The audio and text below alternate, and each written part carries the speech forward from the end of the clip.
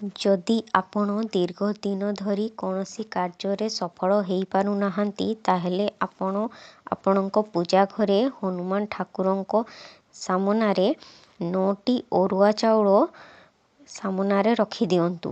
ନହେଲେ ଠାକୁରଙ୍କ ଫଟୋ ପଛରେ ଗୋଟିଏ ନାଲି କପଡ଼ାରେ କିଛି ଅରୁଆ ଚାଉଳ ବାନ୍ଧିକି ରଖିଦିଅନ୍ତୁ। ଆଉ ଏମିତି ରଖିବେ ଯେମିତି କାହା ନଜରରେ ନ ଆସିବ। ଏବଂ ଆପଣଙ୍କ ଘରେ ଯଦି ପ୍ରତିଦିନ କଳହ ସୃଷ୍ଟି ହେଉଛି, ଶାନ୍ତି ଲାଗି ରହୁନାହିଁ, ତାହେଲେ ଆପଣ ଆପଣଙ୍କ ପର୍ସରେ 7ଟି ଅରୁଆ ଚାଉଳକୁ ଗୋଟେ ନାଲି କପଡ଼ାରେ ବାନ୍ଧିକି ପର୍ସ ଭିତରେ ରଖିଦିଅନ୍ତୁ। ତାହେଲେ ଆପଣ ଆପଣଙ୍କ ଘରେ ଧନର ଅଭାବ ରହିବ ନାହିଁ, ଆଉ ଆପଣଙ୍କ ଘରେ କଳି ଝଗଡ଼ା କିଛି ଲାଗି ରହିବ ନାହିଁ।